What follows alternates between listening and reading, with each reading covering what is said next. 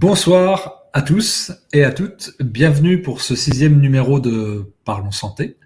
La dernière fois, nous avions abordé un sujet qui était plus réflexif que pratique, c'était la question de la mort. Aujourd'hui, nous allons être dans la pratique et dans la tension corporelle, avec le sujet de la fibromyalgie qui viendra forcément se corréler à celui de la fatigue chronique.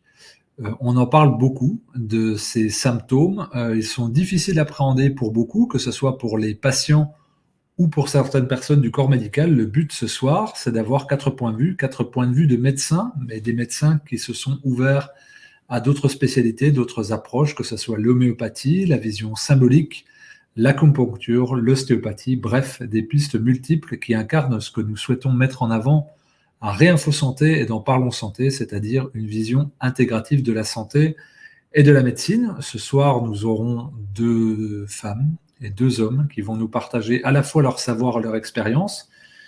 Et vous nous accompagnerez tout au long de cette émission et vous pourrez poser vos questions à nos invités. J'en profite pour remercier toutes les personnes qui collaborent à Réinfo Covid, Réinfo Santé.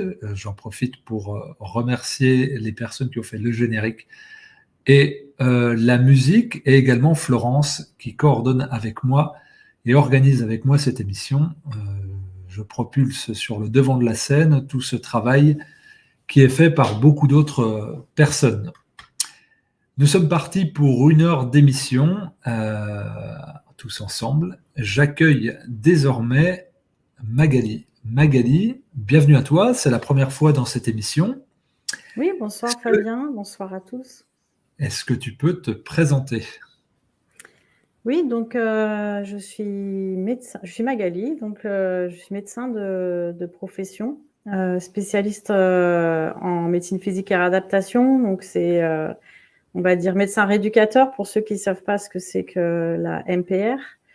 Et je suis également depuis 2 ans thérapeute en psychologie énergétique. Voilà.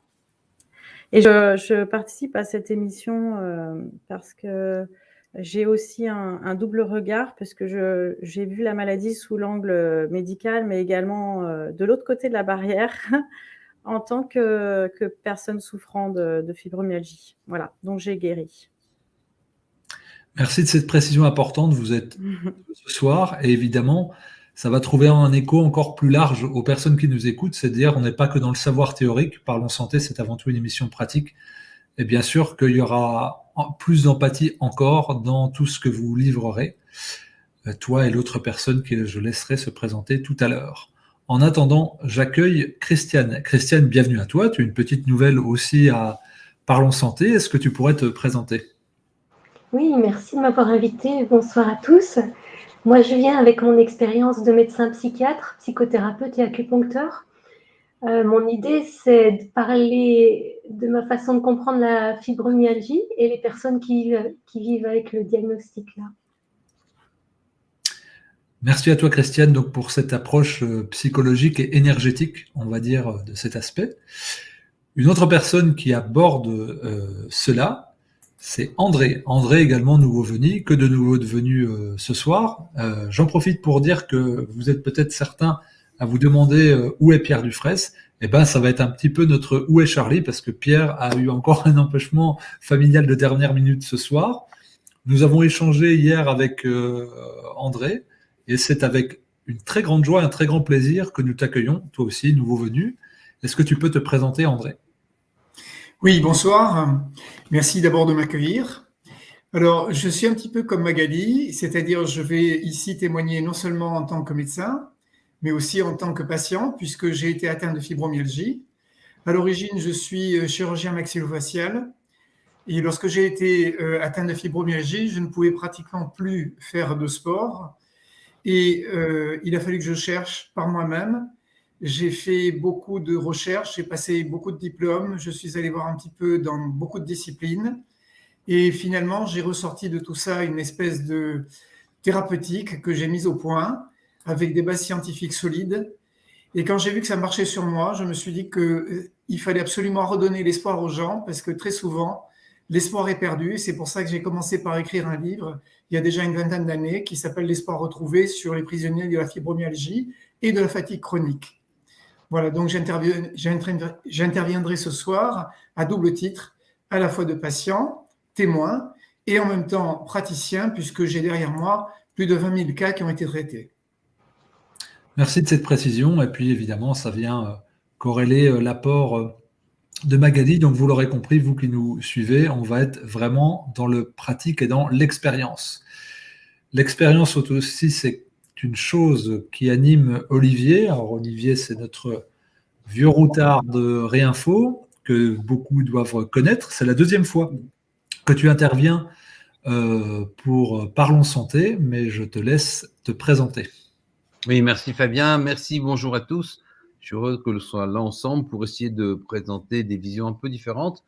Moi, je suis médecin homéopathe depuis pas mal d'années et j'ai pas eu de fibromyalgie, mais je me suis beaucoup intéressé dans ma vie à toutes ces maladies que personne ne comprenait ou qui étaient difficiles à soigner, comme la fatigue chronique. J'ai énormément soigné de sclérose en plaques, la fibromyalgie et plein d'autres maladies comme ça encore, ou l'endométriose en particulier. Et voilà, j'ai essayé de comprendre quel était dans ma vision symbolique de la maladie et psychologique, j'ai essayé de comprendre quel était le schéma psychique qui amenait à la fibromyalgie. Et bon, je remercie certains patients que j'ai eus avec qui j'ai travaillé pendant des années, avec des moments bien, des moments plus difficiles, et qui m'ont un peu à la fois permis de mettre en place cette compréhension que j'ai pu après ça utiliser pour aider d'autres personnes. Et c'est ce que je vais vous partager ce soir. Eh ben, merci à toi, Olivier. Alors, il y a beaucoup d'activités déjà dans le chat. Vous êtes près de 500 déjà à vous être connectés. Je pense que c'est un sujet qui touche beaucoup de personnes, soit les proches. Évidemment, le lien qu'on a fait avec la fatigue chronique est évident et beaucoup de personnes sont là aussi pour ça. Il y a une première question qui est tout simplement, qu'est-ce que la fibromyalgie? Alors, j'aimerais que chacun d'entre vous, assez succinctement, nous donne sa définition de la fibromyalgie. Olivier, puisque tu es à l'écran, est-ce que tu souhaites commencer? Oui, je peux commencer.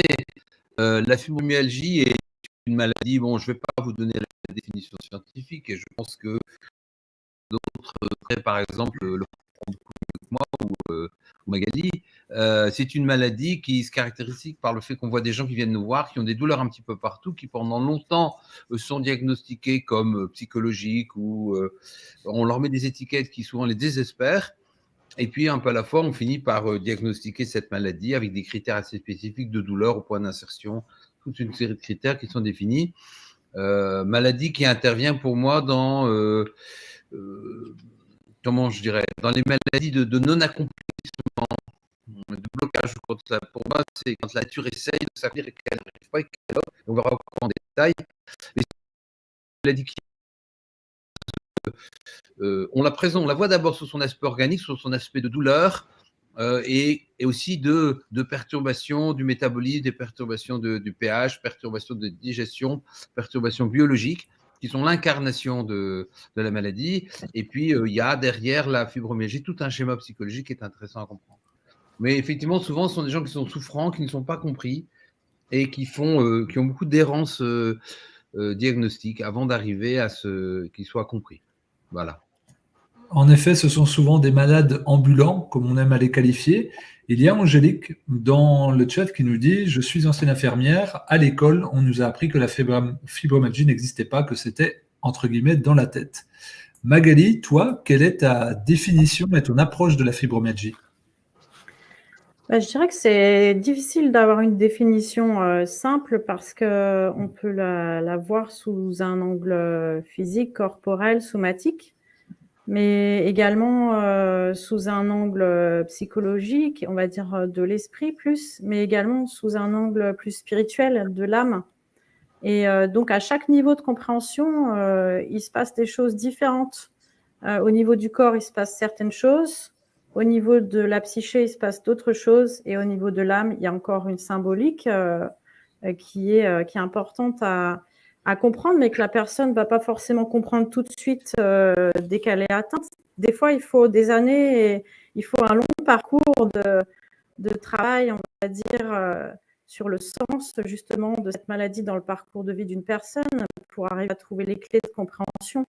Et parfois, dans le chemin de vie d'une personne, la fibromyalgie, on a une première compréhension 1 an, après 2 ans, au fur et à mesure que notre conscience s'élargit. Et sur le plan physique, je dirais que moi, je l'ai vécu comme ça en tout cas. J'ai pas été malade très longtemps, hein. J'ai souffert 1 an. J'ai eu à peu près plusieurs mois d'errance diagnostique avant que le diagnostic tombe, mais j'ai pas été malade très longtemps. Donc, c'est vrai que mon expérience, elle est vraiment particulière. Mais je l'ai vécu comme vraiment une intoxication profonde de mon propre corps, avec une inflammation de tout mon organisme qui réagit. Donc, on sait qu'en général, l'inflammation, c'est de la colère, mais pas que. C'est aussi beaucoup de toxines qui ont été emmagasinées dans le corps et que le corps n'arrive plus à libérer pour différentes raisons. Enfin, moi, je vois un lien très clair entre la fibromyalgie et l'intoxication par ses propres toxines émotionnelles, mais aussi environnementales, et également le lien avec des pathologies intestinales finalement. Donc, c'était mon cas en tout cas. Je n'ai pas vraiment lu beaucoup de sciences là-dessus, mais pour moi, il y a eu un lien, en tout cas dans mon cas, entre un syndrome de l'intestin perméable et la fibromyalgie. Et dès lors que j'ai traité le terrain intestinal, enfin l'hyperperméabilité intestinale, ça m'a beaucoup aidé à guérir. Voilà. Et sous l'angle psychologique, c'est vrai que c'est un syndrome qui affecte tous les champs de l'existence de la personne. Il y a un retentissement qui est majeur sur la vie personnelle, la vie de couple, la vie familiale, la vie professionnelle. C'est un chamboulement très, très important qui remet en question tout un tas de projets de vie, mais que j'analyse comme vraiment une magnifique opportunité d'apprentissage, d'apprendre à écouter son corps, mon corps qui souffre, comment je l'écoute, comment je prends soin de lui. Donc, étant médecin, moi, j'ai été formatée pendant des années à oublier mon corps, à oublier ma fatigue, à travailler jour, nuit, sans vraiment écouter mon niveau de fatigue. On fait des heures de garde, on enchaîne. Il n'y a pas besoin de se poser de questions, on suit le système et donc on n'est pas du tout à l'écoute de son corps, de sa fatigue, de ses émotions. On est en permanence on est souvent dans une forme de répression émotionnelle par rapport à ce que l'on vit, qui n'est pas toujours évident quand même dans le monde hospitalier où moi j'ai évolué. Et donc là, c'est un apprentissage de dire ok, là, j'ai pas le choix, je suis en face du mur, il faut que j'apprenne à écouter mon corps et que je comprenne le message que mon corps est en train de m'envoyer. Donc ça, c'est une magnifique école. Et des fois, il faut du temps pour accepter, ok, pourquoi je suis arrivée là, pourquoi ça m'arrive à moi, pourquoi à ce moment-là dans ma vie. Et donc, c'est vraiment le démarrage d'aussi un cheminement personnel très, très riche qui m'a permis, en tout cas, moi, de faire des rencontres de personnes exceptionnelles qui ne sont jamais des hasards, comme vous le savez, et qui m'ont du coup mis sur le chemin de la guérison. Et donc, aujourd'hui, voilà, c'est une définition un peu longue, là, je suis désolée, j'ai beaucoup parlé. Donc, pour moi, définir simplement la fibromyalgie, c'est assez compliqué parce que c'est une pathologie qui est extrêmement diverse, variée et riche, qu'on peut voir sous ces 3 angles-là, physique, corporel, on va dire, psychologique et aussi sous l'angle plus spirituel. Voilà. Eh ben, merci à toi. Tu nous proposes donc une vision holistique d'exploration, d'écoute, quelque part de sens de la maladie, ce qui était la thématique de notre 2e émission. Je vous renvoie à nos précédents numéros, le sens de la maladie et comment peut-on considérer la santé. Tu as également abordé l'aspect psychologique de ton approche. C'est également un point de recoupement avec Christiane. Christiane, quelle est toi ton approche spécifique, ton développement autour de la fibromyalgie? Alors moi, je regarde sous l'angle du corps humain qui est étiqueté fibromyalgique comme un corps qui lutte. En fait, il lutte, il fait mal et avec lequel le mental de la personne n'arrive pas à faire équipe. C'est un corps qui lutte coûte que coûte et qui essaye de faire allier avec la personne, avec le mental. Mais la psyché, elle est face à une angoisse d'effondrement et ces angoisses d'effondrement sont des angoisses très très anciennes. Le corps, il essaye de faire ce qu'il peut, et il se contracte, il fait mal, il essaye de faire et n'est pas reconnu comme tel. Et voilà, donc l'idée c'est comment aider le mental et le corps à faire équipe, comment aider le mental à apprendre à piloter ce corps, à apprendre à en prendre soin. On n'a pas envie d'en prendre soin parce que ça fait mal, parce qu'il y a de la maladresse, parce qu'on ne comprend pas. Et c'est comment apprendre du coup à faire équipe et que le corps puisse trouver des appuis pour arriver à se relâcher. Tant qu'il ne trouve pas d'appui, il ne peut pas se relâcher, le corps. On ne peut pas le dorloter, on ne peut pas l'apprécier. Voilà, c'est sous cet angle-là que j'approche ces situations. Merci Christiane, merci à toi. André, je te laisse présenter ton approche et puis je te demanderai d'enchaîner, si tu le veux bien, avec les symptômes les plus fréquents de la fibromyalgie. C'est pas évident parce que justement, vu que c'est très bien répertorié et diagnostiqué, ça peut être tout et n'importe quoi, mais pour que les gens comprennent, voire peut-être dans le chat, certains disent, mais en fait, ça me ressemble, il faudrait peut-être que j'aille voir des gens qui pourraient mieux me diagnostiquer. Qu'est-ce que toi, sur tes 20 000 cas d'expérience, tu as pu, on va dire, observer comme symptômes les plus récurrents? Alors d'abord, je vais répondre à la question de la définition. La définition, je dirais simplement ce que disent les patients. C'est-à-dire, quand ils arrivent en consultation, la première chose qu'ils disent, j'ai mal partout. Mais ce j'ai mal partout s'associe à quelque chose que personne ne comprend. En principe, les conjoints ont beaucoup de mal à comprendre que la personne aujourd'hui ait mal partout et ne puisse pas descendre la poubelle ou faire des travaux dans la maison, et que le lendemain, la personne est capable d'aller courir plusieurs kilomètres, et le surlendemain, la personne ne va pas du tout. C'est-à-dire, il y a des oscillations en permanence dans la forme qui fait que la personne peut être effondrée aujourd'hui et aller bien demain. Ce qui m'amène à dire que la plus grande erreur qu'on commet sur la fibromyalgie, puisque cette fibromyalgie est connue depuis des années, et que finalement on n'a fait aucun progrès au niveau du traitement, il n'y a pas de consensus au niveau du traitement. La première chose qu'il faudrait dire, c'est que la fibromyalgie est une dysfonction. C'est-à-dire que ce n'est pas une maladie. Alors, il faut d'abord que j'explique ma notion de dysfonction, qui n'est pas ma notion, mais qui est une notion qui est extrêmement connue et en acupuncture et en ostéopathie. La dysfonction, c'est ce que vous avez par exemple dans votre voiture. Vous avez des alarmes dans votre voiture.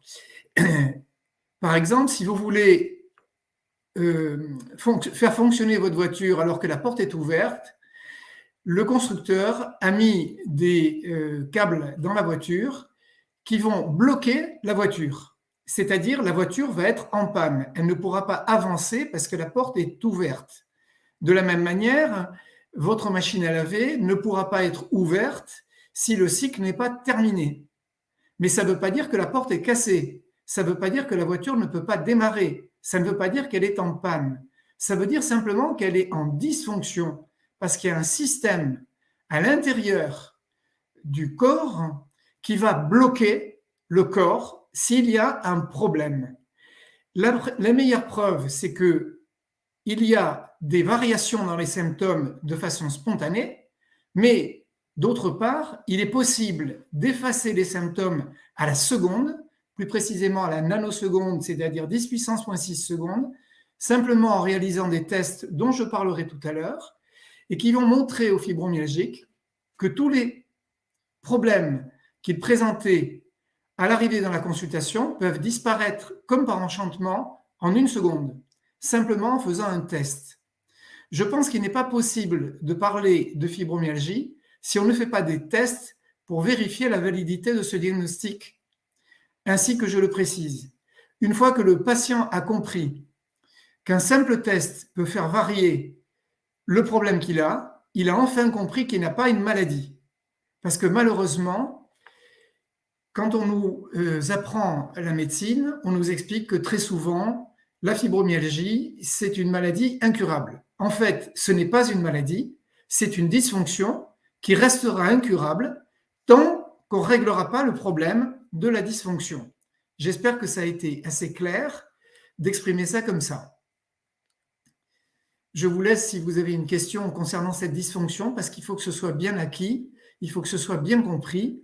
Et je vous dis, ça fonctionne exactement comme pour la voiture, comme pour la machine à laver, comme pour n'importe quoi.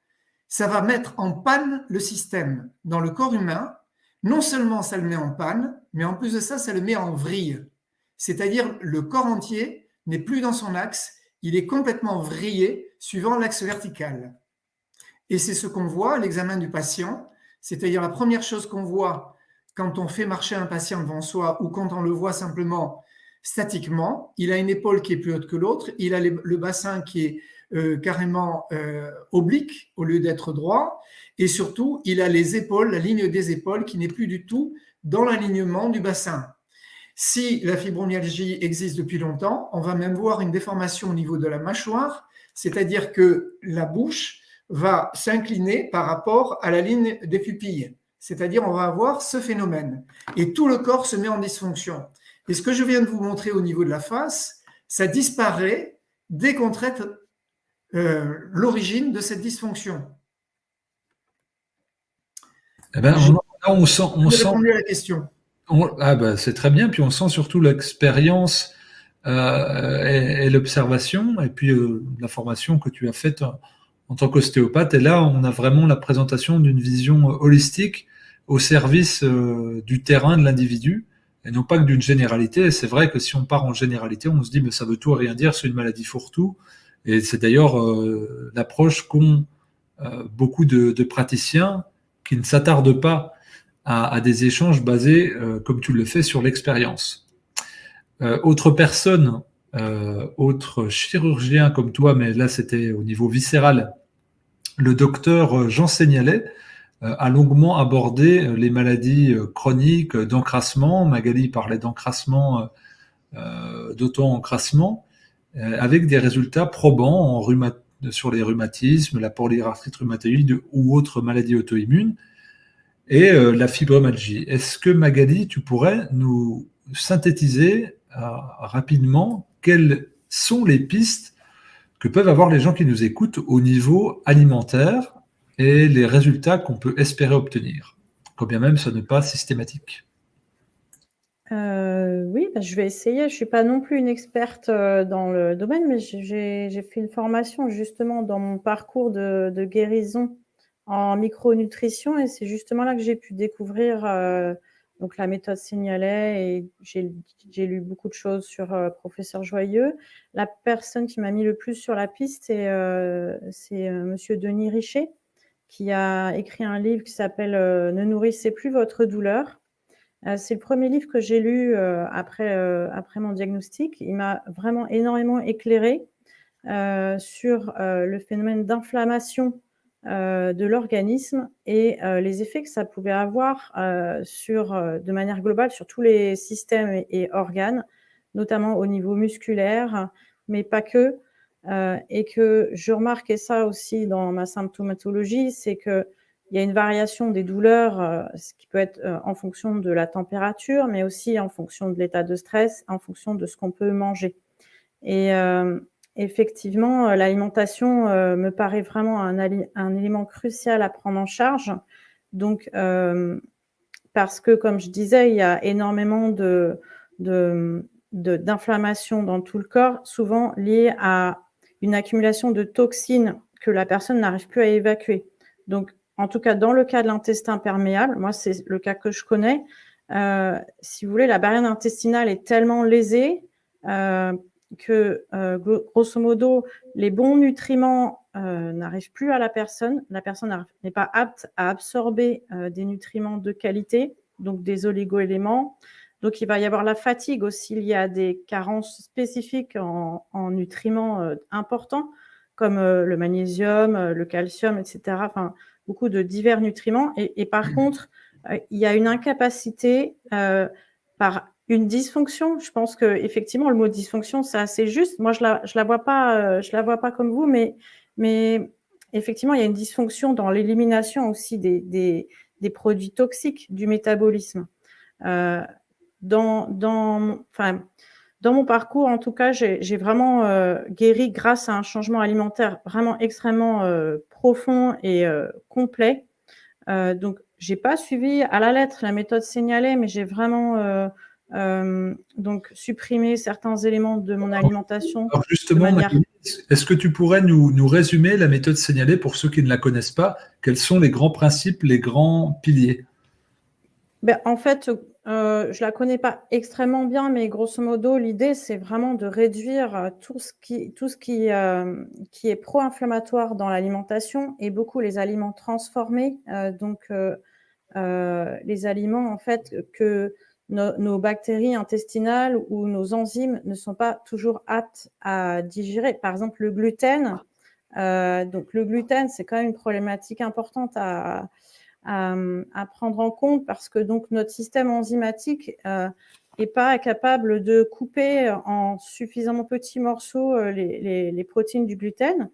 Et donc, il y a une espèce d'accumulation de produits non digérés dans l'intestin qui fait que la barrière intestinale va être inflammée et altérée.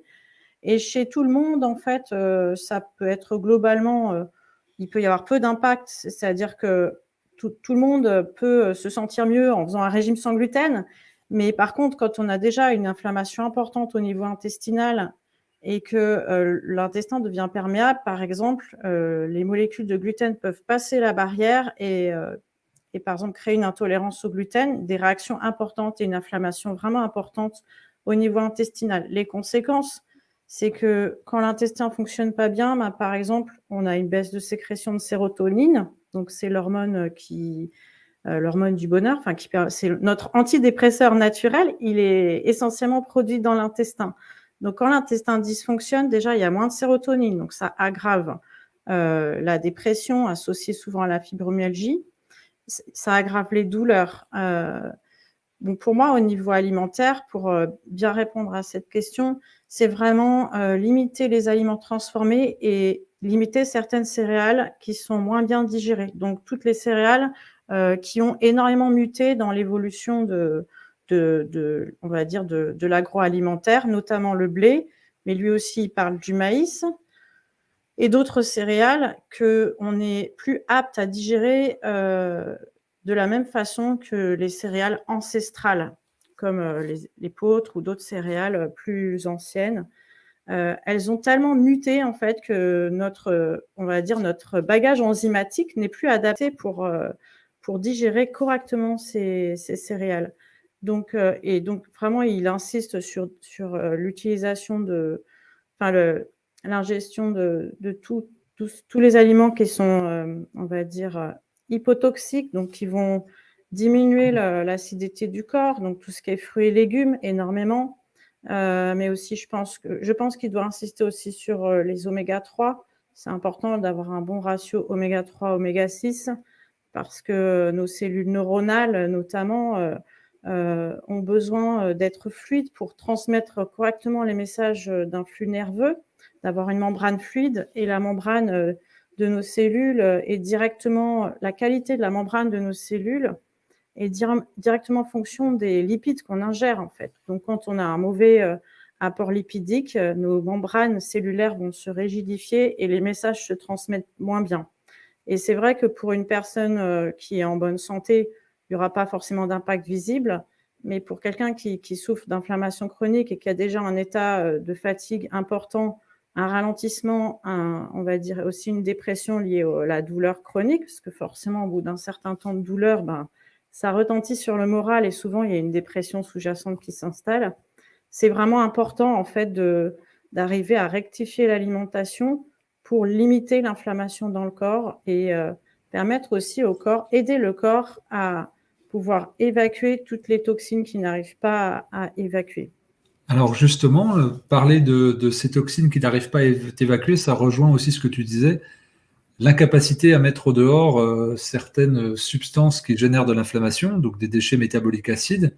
Et pour cela, on a des organes filtres émonctoires tels que les reins, les poumons, les intestins et la peau. Ils sont souvent sous-fonctionnels par rapport à une énergie nerveuse défaillante. Tu as également mentionné la dépression. Alors c'est vrai que beaucoup de médecins disent aux fibromyalgiques encore non diagnostiqués, mais c'est dans votre tête.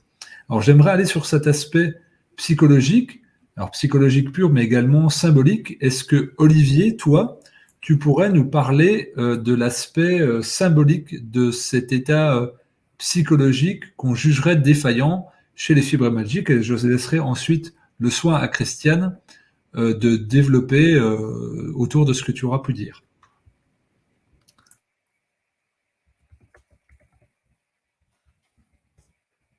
Il faut que tu actives ton micro, Olivier.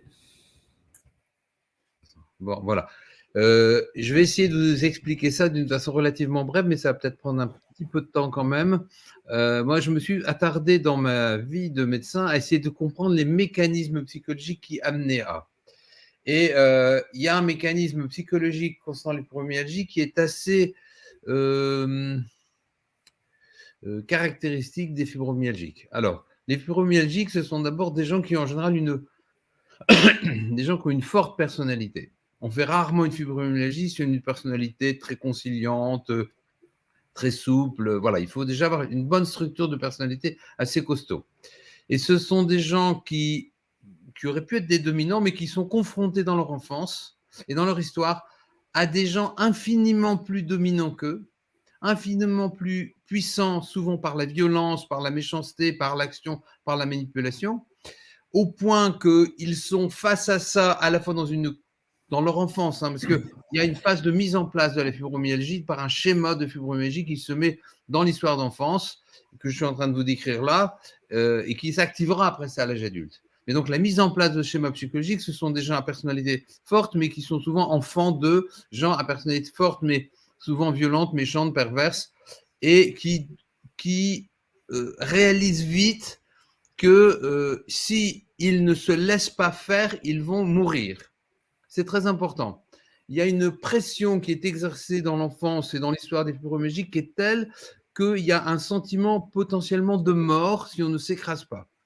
Si vous vous imaginez, vous êtes avec un terroriste, il y a une Kalachnikov sur votre tempe et il vous commande de faire des trucs que vous n'avez pas envie de faire. Je suis désolé, la plupart des gens vont obtempérer et vont faire ce qu'on leur dit de faire. Mais en même temps, ils gardent là une énorme colère qu'on va retrouver dans les inflammations, qu'on va retrouver aussi dans la perméabilité intestinale parce qu'on aura fait pénétrer des choses chez les gens avec lesquels ils ne sont pas d'accord. Et vous savez que la perméabilité intestinale est le dénominateur commun de toutes les pathologies auto-immunes et toutes les pathologies inflammatoires, et qu'on sait qu'il y a un parallélisme entre la perméabilité intestinale et la perméabilité de la barrière hémato-encéphalique. On retrouve ça très bien dans les scléroses en plaques.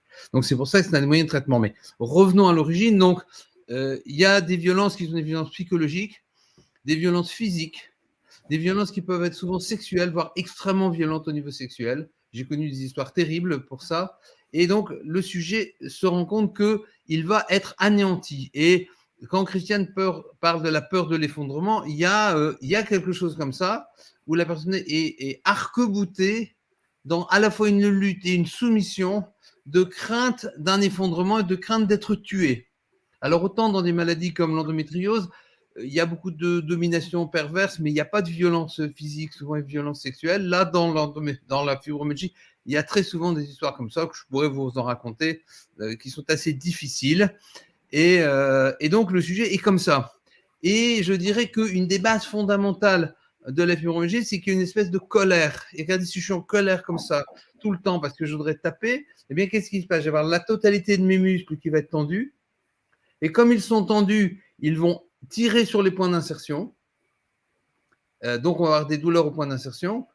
Et si je veux donner un coup de poing, mais que je me retiens parce que je sais que je ne peux pas, parce que si je le donne, je vais me faire massacrer, c'est une image symbolique, mais qui parfois est réelle, eh bien, je vais avoir des douleurs là. Donc, je vais alerter, comme dit André, des dysfonctionnements parce que effectivement, je suis à la fois debout sur l'accélérateur et sur le frein. Donc, je vais avoir des dysfonctionnements de mon carburateur, de mes plaquettes de frein, de plein de choses en même temps. Et donc, au bout d'un instant, on va créer une inflammation dans la totalité du corps qui est le reflet de la colère et du mouvement de colère contrarié par une soumission obligatoire à défaut de mourir. Et on va avoir ce corps qui va s'inflammer de colère partout, avec toute une série de métabolismes en conséquence, puisque je ne vais pas réussir à éliminer à la vie les toxines physiques et les toxines psychiques. Et donc, au bout d'un certain temps, je vais avoir ce cercle vicieux. Mais le plus important à comprendre, ce qui m'a permis de guérir toutes les fibromyalgies que j'ai guéries, c'est cette compréhension du noyau psychique fondamental. Et en général, quand j'explique ça, les gens me disent voilà. Alors, les gens, après ça, s'adaptent. Ils prennent l'habitude de s'adapter. C'est pour ça que j'ai souvent appelé les fibromyalgiques, c'est le lion en cage qui tient les barreaux tout seul. Et ce sont aussi souvent ce que j'appelle les rois des compromis merdiques. Et je vais faire ça, je vais accepter ça pour être aimé, et ça pour pas avoir de problème, et ça pour avoir de problème. Et au bout de certains temps, ils sont là en train de porter des trucs dans tous les sens. Ils sont épuisés par leur compromis, entre guillemets, merdique, mais ils ont appris à faire ça.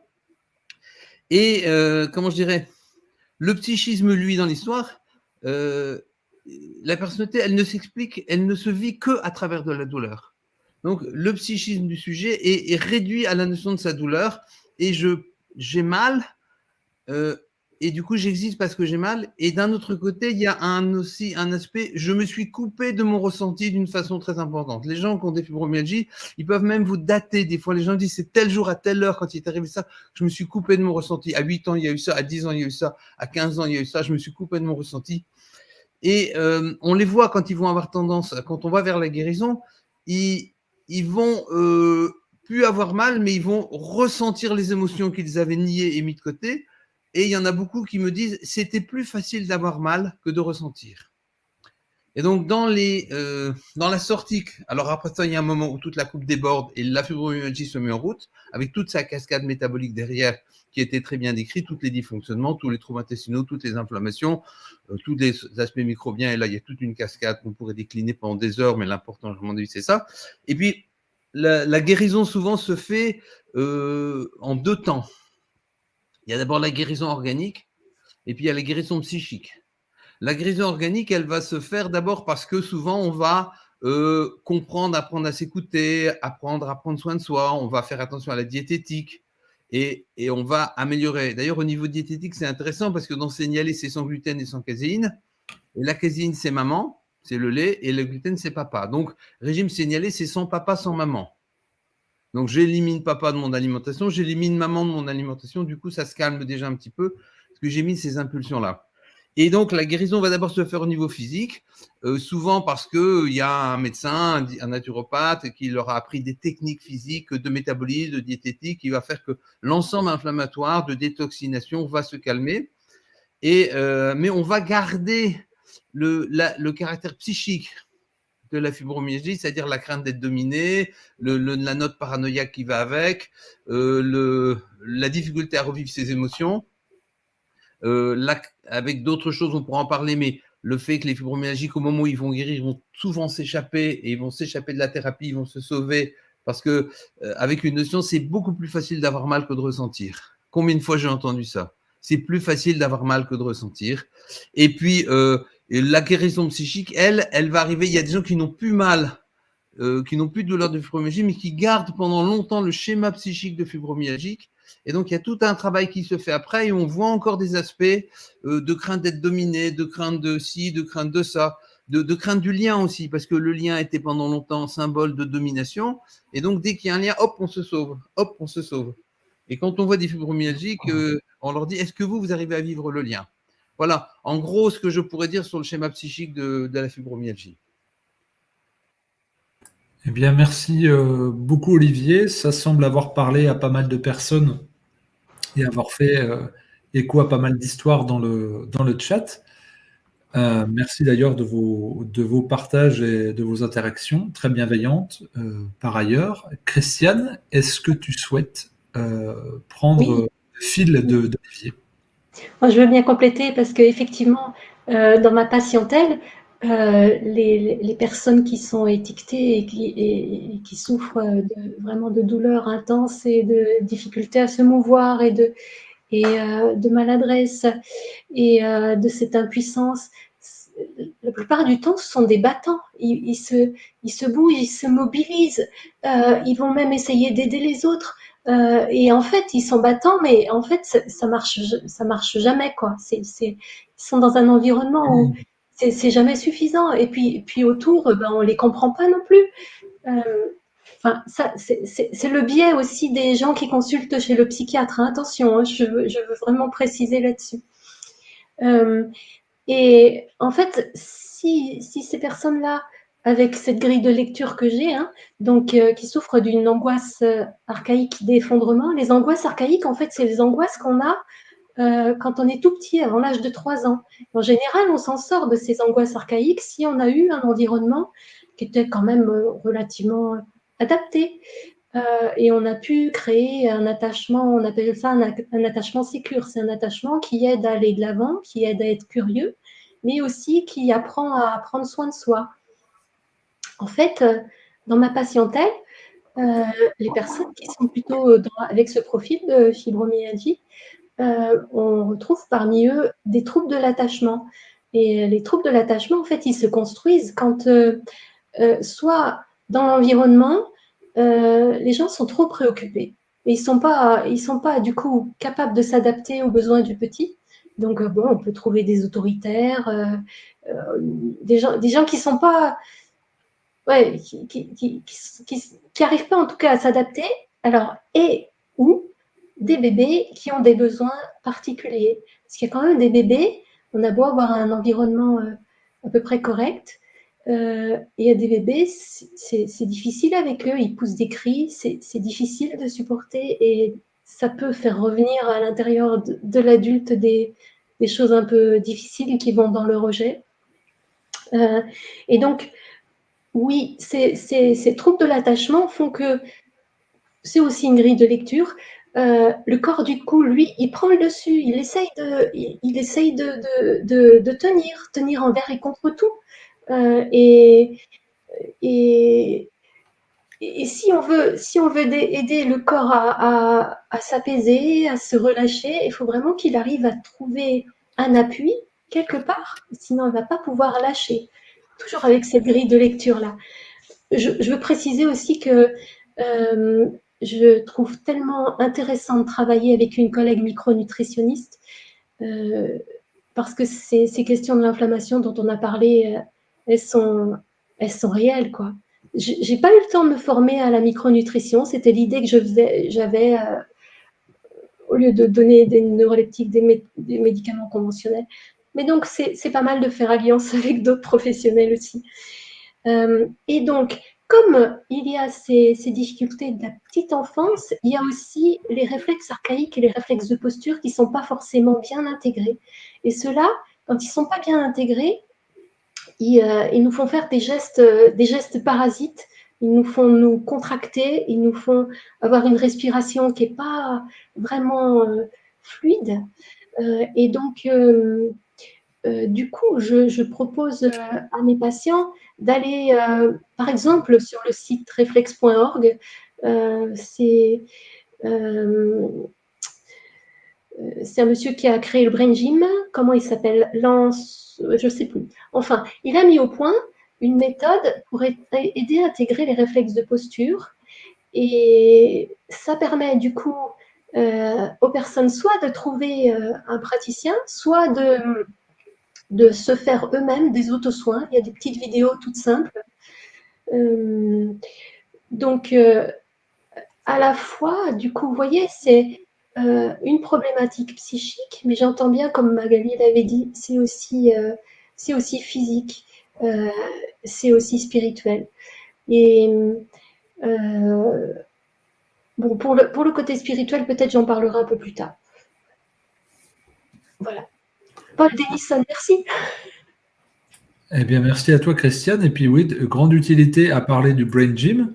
Voilà, Paul Denison. précise Magali.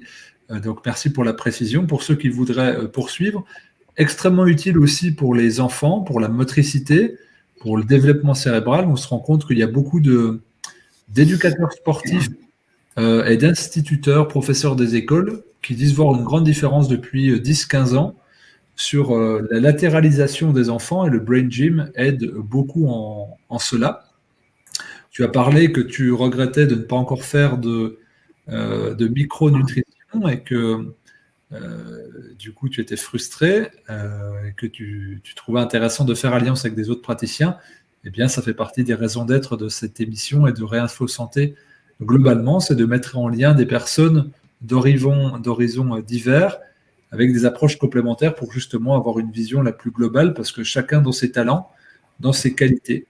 Et j'aimerais bien appeler les qualités tout de suite d'André avec ton partage d'expérience et puis ton expérience également de patient souffrant et d'errant thérapeutique qui a dû s'autonomiser pour se sortir de là. Alors, je suis très content d'entendre tous les intervenants qui viennent de parler, parce que ça prouve bien qu'au niveau de la fibromyalgie, il peut y avoir des approches multiples qui sont totalement diverses. Et moi, j'ai beaucoup travaillé sur la cause initiale, le problème initial. Quel est le problème? Et quel est le problème sur le plan scientifique? Sur le plan scientifique, je vous ai parlé de dysfonction. La dysfonction, ça a été mis au point et ça a été décrit en 1931, donc ça ne date pas d'aujourd'hui, par un monsieur qui s'appelle von Euler et qui a montré que le corps a énormément de capteurs, comme la machine à laver qui nous empêche d'ouvrir la porte tant que le cycle n'est pas terminé. Il y a énormément de capteurs qui sont au niveau du corps et qui sont là pour vérifier le bon fonctionnement de tous les organes, quels qu'ils soient, à quelque niveau que ce soit. Dès lors qu'il y a un mauvais fonctionnement au niveau d'un organe, il va y avoir un système d'alarme qui se met en branle et qui va bloquer systématiquement l'ensemble du corps. C'est-à-dire que petit à petit, ça va bloquer le corps et ça va intervenir d'abord sur les problèmes du squelette, sur les muscles, ça va intervenir sur les viscères, ça va intervenir sur la circulation, ça va intervenir sur l'immunité, ça va intervenir sur tout. Et ça, c'est simplement dû à ce système d'alarme qui va sécréter une substance qui a été mesurée bon nombre de fois et qui s'appelle la substance P, qui est un neuromédiateur et qui nous renvoie à l'existence d'un troisième système nerveux, puisque nous ne connaissons que deux systèmes nerveux, alors que ce troisième existe depuis fort longtemps, et qui s'appelle le NANC, c'est-à-dire un non-adrénaline non cholinergique. Ce troisième système nerveux, c'est ce qui est à la base de l'ostéopathie, c'est ce qui est à la base de l'acupuncture. En ce qui nous concerne, revenons à la dysfonction. Cette dysfonction, elle va venir d'où aujourd'hui? Quel est le point commun qu'il y a depuis 50 ans, puisque la fibromyalgie est apparue depuis 50 ans? Quel est le point commun qu'il y a entre pratiquement tous les fibromyalgies? Le point commun est que l'organisme a changé. C'est-à-dire il y a eu des modifications morphologiques au niveau de l'organisme qui sont passées carrément sous silence, parce que dans notre médecine aujourd'hui, on considère que quand il y a un problème, eh ben, on essaie de trouver un petit traitement pour calmer et on ne s'occupe pas de la cause. La plus grande modification qu'il y ait eu depuis 50 ans sur le corps humain, c'est la modification de la mâchoire. Depuis 50 ans, les mâchoires ont considérablement rétréci. Et c'est pour ça que tous vos enfants sont obligés aujourd'hui de porter des appareils dentaires. Les dents ne tombent plus en face. Dans la mesure où elles ne tombent plus en face, il devient évident qu'il peut y avoir des conséquences sur le corps.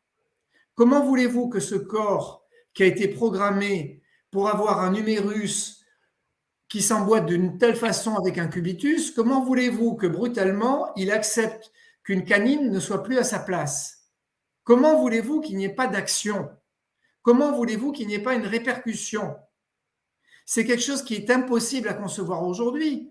Tout le monde conçoit que le moindre problème dans un véhicule, dans un moteur ou sur le corps humain va avoir un effet secondaire sur le reste du fonctionnement. Or, aujourd'hui, on admet que les dents ne s'emboîtent plus comme elles devraient s'emboîter et qu'il ne va y avoir aucune répercussion sur le corps. C'est tellement flagrant, c'est tellement énorme que de toutes les disciplines médicales aujourd'hui, quelles qu'elles soient, il n'y en a qu'une seule où on estime qu'il n'y a aucun effet secondaire, c'est la discipline dentaire. C'est-à-dire on peut vous mobiliser les dents, vous mettre des couronnes, vous mettre des appareils dentaires, vous mettre n'importe quoi, mais sur le corps, ça ne fait rien. Or, si on écoute la phrase suivante, un rhumatisme sans espoir peut être guéri par une extraction dentaire. Cette phrase a été prononcée, il n'y a pas très longtemps, vous me direz, elle a été prononcée par Hippocrate il y a 500 ans avant Jésus-Christ. C'est-à-dire c'est quelque chose de connu, que les dents ont un effet sur le corps. Pour vous le faire simple, tous les méridiens du corps passent par les dents. Si les dents ne tombent plus en face, les méridiens sont complètement perturbés. Pour aller beaucoup plus loin et pour expliquer les symptômes psychiques dont nous avons entendu parler tout à l'heure, j'ai fait des publications qui ont été corroborées d'ailleurs par les publications qui ont été faites beaucoup au Japon, où on voit très bien que le simple fait d'avoir des modifications au niveau des dents va entraîner des modifications au niveau de la vascularisation cérébrale. Et ce qui va accentuer le phénomène et de Parkinson et d'Alzheimer. Et ça a été prouvé par des scintigraphies HMO que j'ai pu faire dans les CHU et qui montrent bien qu'il y a des modifications vasculaires qui expliquent tous les symptômes dont nous ont parlé les confrères tout à l'heure. Simplement parce que ça vient des dents et simplement parce que les dentistes ne sont pas formés pour traiter les conséquences qu'ils entraînent au niveau des dents. Vous comprenez bien que déplacer une dent, ça ne peut pas se faire gentiment, sans problème et sans conséquence sur le corps. Ça voudrait dire qu'on va vous prendre par exemple une phalange, qu'on va vous déplacer la phalange et que votre corps va s'adapter. Ça voudrait dire que votre œil, on va vous le déplacer plus haut ou plus bas et votre corps va s'adapter. Ça voudrait dire que votre hanche, on va vous mettre une prothèse de hanche qui est plus courte, plus haute ou je ne sais quoi, et votre corps va s'adapter. C'est pas possible. Oui, il va s'adapter, mais il va se mettre en dysfonction. C'est-à-dire, il va se mettre en système d'alarme et il va se mettre en vrille complète. Je laisse la parole aux autres et aux questions qui peuvent être posées à ce moment-là. Et simplement, je voudrais dire, tous ceux qui sont fibromyalgiques, j'aimerais qu'ils nous disent s'ils ont eu, avant leur fibromyalgie, des symptômes au niveau de leurs dents, s'ils ont eu des douleurs au niveau de la mâchoire, s'ils ont eu des douleurs au niveau de l'articulation temporomandibulaire. En général, 95% des gens vous disent qu'ils ont eu des problèmes au niveau dentaire. Alors, je vais rebondir sur ce que tu dis, André. Évidemment, j'abonde dans ton sens et on pourrait parler d'une discipline qui s'appelle la posturomandibulologie et qui est malheureusement trop peu connue ou moquée. C'est-à-dire que j'ai un ami qui est dentiste, mais qui est également posturologue, qui travaille avec des ostéopathes, de l'ostéopathie crânienne et qui est surtout acupuncteur et maître en Viet Vo Deo et en Qigong, donc vision globale. Et c'est Jacques Brascassé. Et il a écrit un livre sur le sujet. Je ne sais pas si tu connais, André. Le livre de qui? De Jacques Brascassé, sur la posturomandibulologie. Et donc, lui, à chaque fois qu'il faisait une intervention dentaire, il disait à la personne, travaillez en soins énergétiques via l'acupuncture, comme vous pouvez le faire, Christiane ou toi. Et puis surtout, allez va voir quelqu'un qui va travailler sur votre posture globale, un ostéopathe, parce qu'on est en train de mettre un mouvement très fort. Je prends juste une petite aparté pour... voilà, donc je parle de l'expérience personnelle, je pense que ça va parler à beaucoup de monde. J'avais depuis 20 ans des névralgies d'Arnold extrêmement violentes, qui étaient à 8-9 sur 10, que seule de grosses pressions et le off du sommeil arrivaient à neutraliser. Et je sentais, quand je mettais en résonance avec mon corps, que ça venait d'une dent très précise sur laquelle il y avait un plombage. Et sous ce plombage, j'étais absolument convaincu qu'il y avait une infection, une carie. Et donc, il me fallait trouver quelqu'un d'adéquat. Et donc, derrière la fibromyalgie, quand on va au bout, sur le trajet-là, on a le point 60 de la vésicule biliaire. Donc, je sentais que quand je pressais le point 60, ça calmait mon irradiation jusqu'au globe oculaire, tout autant que le trajet nerveux jusqu'à ma dent que j'estimais être malade. Donc, je trouve une dentiste, je lui dis, j'avais 8 amalgames, je suis en pleine dépose, j'avais 8 amalgames dentaires, et je lui dis, c'est celui-là qu'il faut commencer à traiter, et sous celui-là, il y a une carie, et c'est lui qui me déclenche la névralgie. Donc, elle me regarde avec des gros yeux, elle teste la résistivité des métaux, parce que vous qui nous regardez, sachez que les métaux sont conducteurs, que la salive permet la conduction électrique, que votre corps est couru de courant électrique, et donc évidemment que ça vient créer des déséquilibres. Donc elle teste la résistivité, cette dentiste. Elle me dit, ben, en effet, c'est celle-là. Elle déplombe, elle voit qu'il y a une carie. Et au moment où le plombage est parti, c'est comme si ma tête respirait. C'est comme ça que je le traduirais. Il y avait un étau depuis 20 ans. C'est le principe de la dysfonction. Exactement. Qui disparaît à la seconde. Et elle m'a dit ça. Elle me dit, mais il y a des gens qui pleurent de joie. Elle me dit, il y a des gens qui pleurent de joie. Et moi, j'ai eu l'impression qu'il y a une partie de ma vie où la parenthèse se refermait. Et les 2 dents du côté gauche, je les identifiais. Et en fait, quand j'avais mal à la tête, j'avais qu'une envie, c'était de les arracher, les dents. Je savais que c'était ça. Sauf que vous passez pour un fou. Mais qui vit mieux dans notre corps que nous? Qui ressent mieux la justesse de la douleur que nous? Et donc, évidemment qu'on peut paraître pour un fou. Mais bien sûr que le contact de l'autre, le lien à l'autre, l'expérience de l'autre, le savoir de l'autre est fondamental. Mais à un moment donné, vous êtes seul avec votre souffrance, vous êtes seul avec l'écoute de votre corps, et uniquement la personne empathique peut être en correspondance. Et c'est pour ça que je remercie André et Magali, désolé de l'ordre informel, d'être ici, parce que on ne peut pas correctement soigner ce genre de pathologie sans avoir éprouvé la douleur initiatique qu'il y a derrière. C'est évidemment la même chose pour Olivier et Christiane, je ne parlerai pas à leur place, mais c'est difficile de se mettre en relation avec l'autre si on n'a pas éprouvé dans son corps quelque chose de l'ordre de la tension persistante, où à un moment donné, on a dû prendre ça comme une chance, une opportunité positive pour grandir.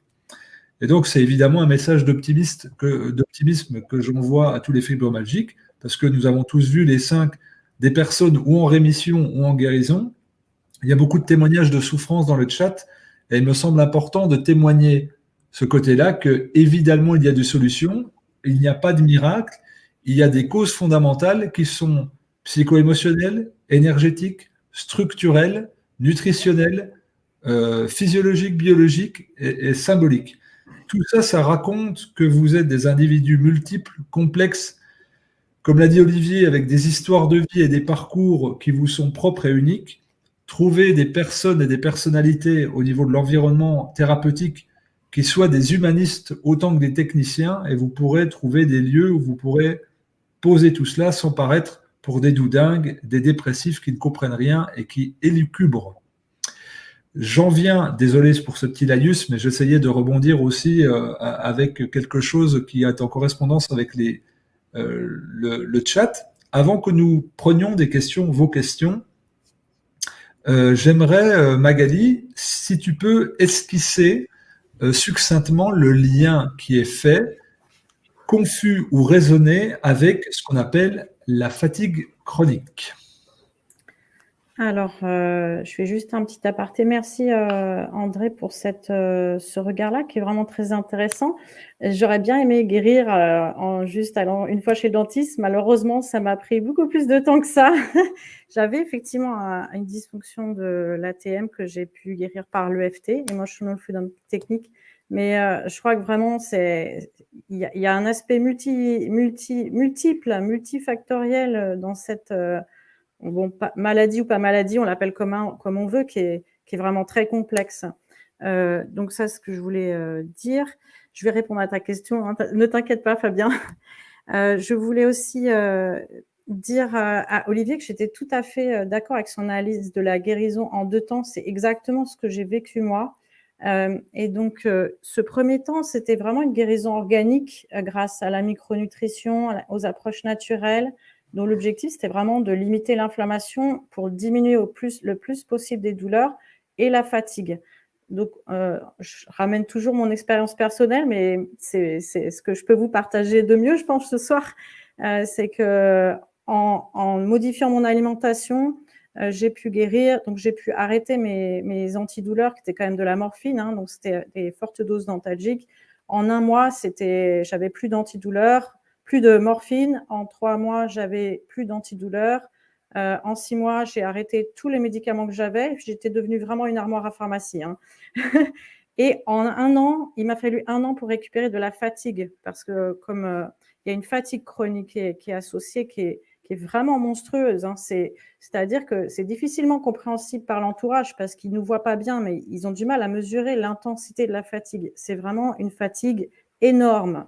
Moi, j'avais l'impression qu'on m'avait roulé dessus avec un bulldozer. J'étais plus capable de monter les escaliers. C'est vraiment une fatigue qui est effectivement très fluctuante dans le temps, mais qui est vraiment, vraiment, qui nous abat, quoi. C'est-à-dire il y a des moments où on peut plus bouger. C'est vraiment très impressionnant. Moi, je n'avais jamais vécu ça. Je suis plutôt active. Je suis plutôt, voilà, je fais plein de choses. J'ai une vie très active. Et donc là, vraiment, cette fatigue, elle est vraiment, vraiment importante à prendre en compte et très difficile à vivre pour la personne qui souffre de fibromyalgie, mais aussi pour l'entourage, parce qu'ils ont vraiment du mal à comprendre. Donc, cette phase-là, moi, je vois vraiment ces 2 phases-là. Et la deuxième phase, cette guérison psychique, je pense qu'il est vraiment important de prendre en compte la fibromyalgie et le lien avec le trauma. C'est-à-dire, on parlait des traumas de l'enfance. Et moi, j'ai vraiment ressenti les choses de cette façon-là. C'est-à-dire que dans un trauma de l'enfance, ce qui se passe, c'est que l'enfant, en fait, va vivre une expérience traumatisante.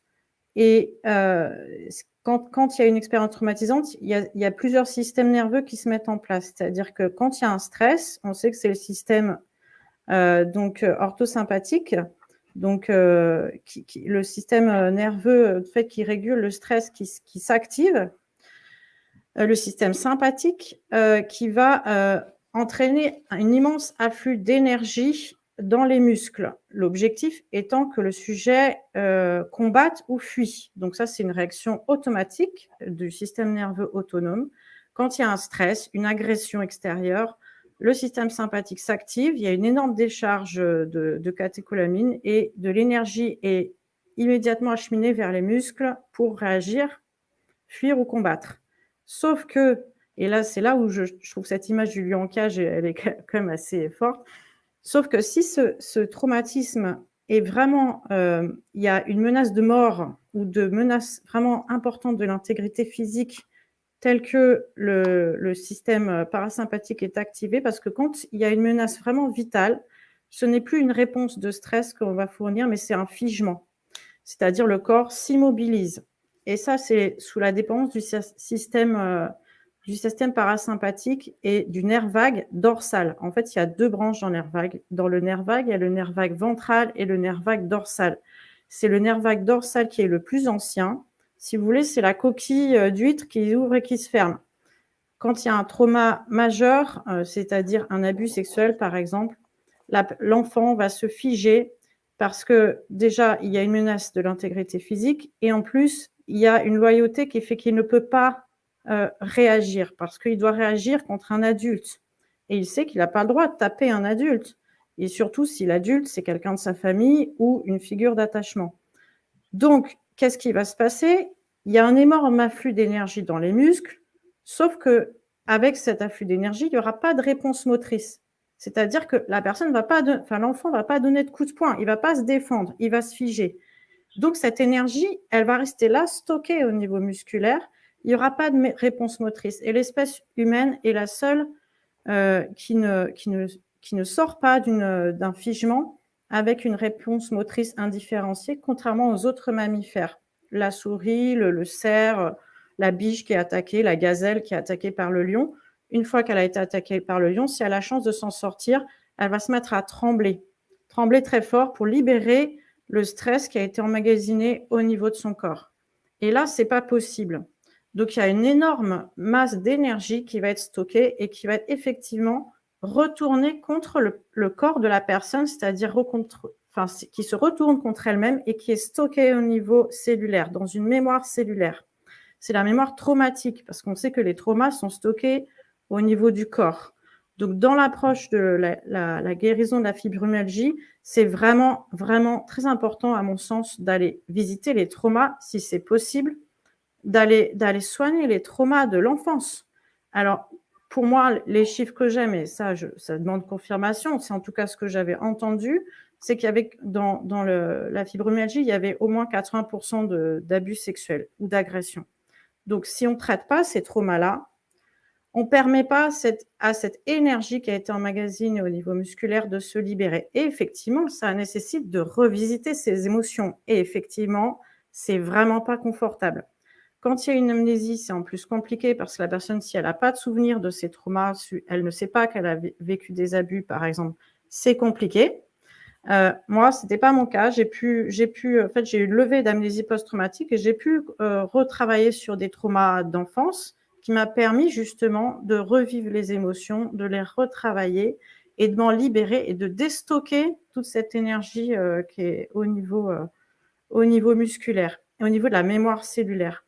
Donc, ça me paraît vraiment important de comprendre les mécanismes du trauma parce que moi, c'est vraiment comme ça que je l'ai vécu. C'est-à-dire qu'au moment où je travaillais sur les traumas, mes douleurs musculaires se réactivaient et j'ai pu vraiment faire le lien entre ce que j'avais vécu enfant où effectivement, là, ce que j'aurais eu envie de faire, c'est de balancer un coup de poing, mais ce n'était pas possible de balancer un coup de poing. Je n'ai pas pu le faire.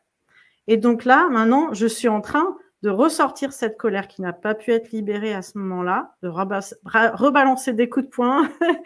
Donc, il faut se dépatouiller avec cette colère qu'il faut faire sortir d'une façon ou d'une autre et pour se libérer. C'est vraiment pas quelque chose de...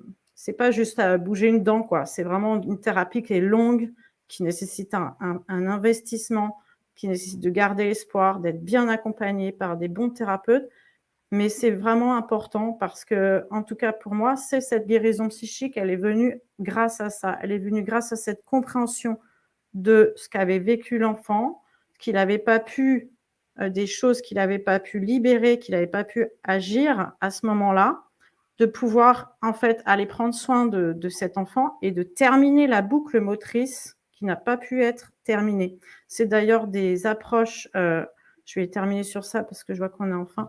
C'est sur ces approches que sont basées les techniques de TRE, Trauma Release Exercise, de David Berceli, qui propose, par exemple, de faire des tremblements thérapeutiques. Donc, c'est faire trembler le corps pour pouvoir fermer la boucle motrice qui n'a pas pu être fermée. Parce qu'en fait, dans le trauma, puis je finirai sur ça, en fait, le trauma, c'est une réponse différée qui va se manifester, donc dans le cas de la fibromyalgie, dans le corps par ces douleurs. C'est une réponse différée à une situation antérieure à laquelle nous n'avons pas pu répondre et qui nous a submergés. C'est la trace que le traumatisme que nous avons vécu a laissé dans notre corps. Et elle va s'activer parce qu'à un moment donné dans notre vie, on ne peut plus la garder dans le subconscient parce cela nous demande trop d'énergie. Ça demande trop d'énergie de garder ce trauma dans le subconscient. Donc, il va d'abord sortir au niveau du corps.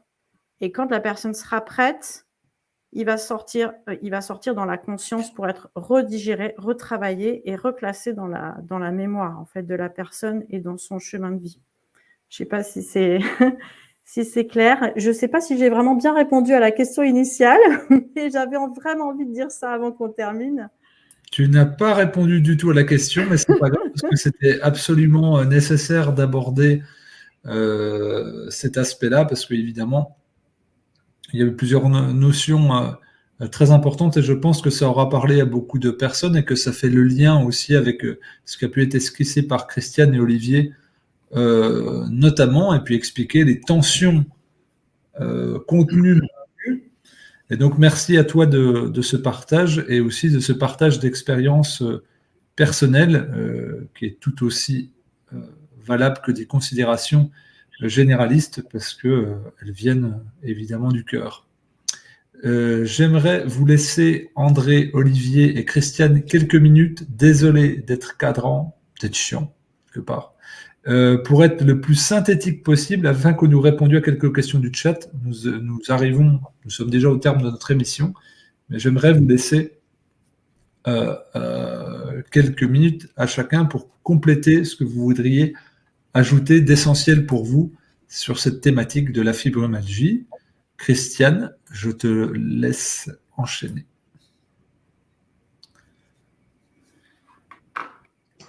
Je dirais que c'est important de pouvoir faire des expériences corporelles différentes et agréables. Et à ce moment-là, bon, voilà, je parlais de l'intégration motrice primordiale. Je parle aussi des bains sonores, par exemple, avec les bols tibétains.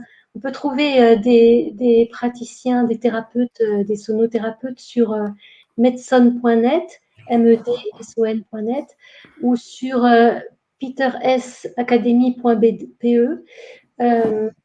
On peut faire du qigong, du tai chi. C'est important aussi de trouver du répit. Répit dans la méditation pleine conscience. Donc, dans la mesure où on arrive à accepter d'écouter un petit peu ce corps, on trouve des méditations gratuites sur petitbambou.com. Se promener dans la nature, se donner du temps, même si il y a multiples tâches qui empêchent de faire cela. Aller enlacer un arbre, peut-être. En ce moment, c'est moins problématique quand on va enlacer un arbre dans la nature. On est moins traité de... Voilà. Partir en cure aussi.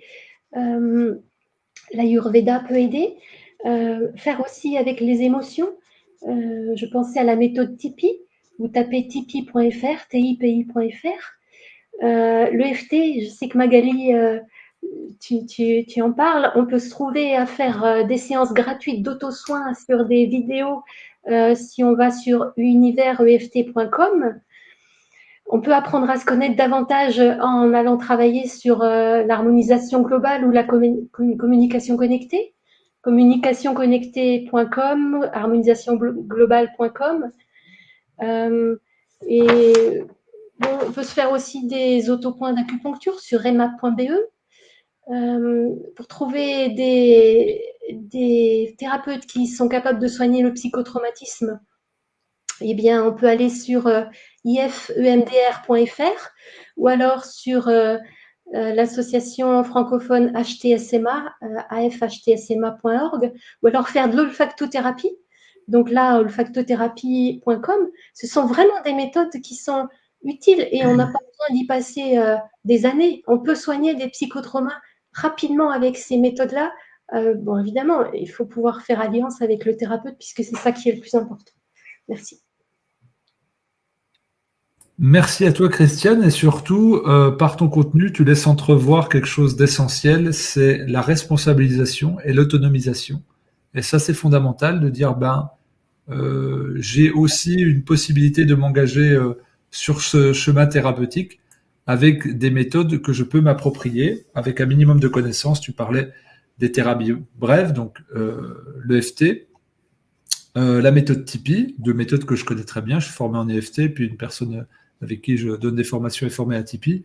Et puis beaucoup de personnes dans le chat ont mentionné pratiquer le MDR, donc qui est une autre méthode de thérapie brève, voilà, qui consiste à libérer entre autres les traumas. André, Olivier, je vous laisse vous aussi quelques minutes pour ajouter ce qu'il vous siérait. André. Alors, moi, je voudrais simplement essayer de résumer 4 points, d'être beaucoup plus bref pour ne pas monopoliser la parole. La première chose, je voudrais m'exprimer sur la fatigue chronique dont souffrent les fibromyalgiques. Pourquoi une fatigue chronique? Simplement parce qu'ils sont en vrille. C'est-à-dire un corps en vrille, ça veut dire que mon corps est situé comme ceci toute la journée. Ça veut dire que toute la journée, je suis obligé de tirer sur mes muscles pour me remettre dans l'axe. C'est ça qui est épuisant. Et c'est ça que décrivent les gens qu'on soulage, qu'on guérit de la fibromyalgie. Ils le sentent immédiatement, comme tu as senti quand tu décrivais tes douleurs du nerf d'Arnold, comme tu as senti que c'était instantané.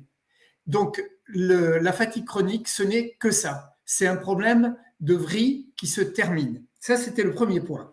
Le deuxième point, c'est que comme tu l'as très bien décrit toi-même dans ton vécu, il y a des tests qui sont très simples à faire, que tu aurais pu faire. J'en indique un au passage. Vous mettez simplement une cale entre les dents, vous serrez dessus et vous voyez si un problème, par exemple, d'épaule qui est bloqué, se débloque ou pas. Vous revérifiez en le faisant de l'autre côté. Vous le faites de chaque côté et vous allez voir si effectivement il y a une amélioration immédiate, ça veut dire que c'est d'origine dentaire. Et surtout, j'invite ceux qui nous écoutent à bien entendre qu'il faut cesser il faut garder plutôt la croyance en votre corps, comme tu l'as très bien décrit tout à l'heure, c'est-à-dire ton corps t'a dit c'est cette dent, et tu es allé t'affronter au praticien qui te disait le contraire, parce que le praticien méprise l'origine dentaire de ton problème. Donc, il ne faut pas mépriser cette origine. Cette origine existe et il faut simplement la tester. Et c'est très simple de la tester. La dernière chose que je voudrais dire, c'est simplement un des derniers cas que j'ai vu. C'est un jeune adolescent qui subitement s'est mis à avoir des vertiges importants. Il titubait à l'école. Il vomissait sans arrêt. Il venait de vivre un divorce assez douloureux, comme le sont souvent les divorces. Et évidemment, il a vu le médecin qui l'a hospitalisé. On lui a fait immédiatement des IRM. On l'a gardé plusieurs jours à l'hôpital.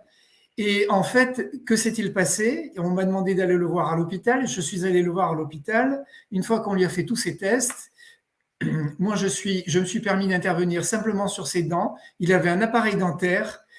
2 jours avant d'avoir eu ces vertiges, il était allé voir son orthodontiste qui avait resserré son appareil. Moi, j'ai simplement desserré une dent. À la seconde, il a été guéri. Et à la seconde, les praticiens de l'hôpital se sont dit, mais on ne comprend pas ce qui s'est passé. Là, tout va bien, il n'y a plus de problème. Bon, on vous laisse sortir. On ne comprend pas, mais on vous laisse sortir. Il faut quand même surveiller. Hein, il faut quand même surveiller. Ça, c'était des gens qui méprisaient aussi l'origine dentaire. Et c'est fort dommage, parce que 98% des fibromyalgiques pourraient être soulagés si les gens acceptaient de ressentir que c'est leurs dents ou leur articulation temporomandibulaire ou la baisse de puissance masticatoire qui est à l'origine de tous les problèmes. Merci.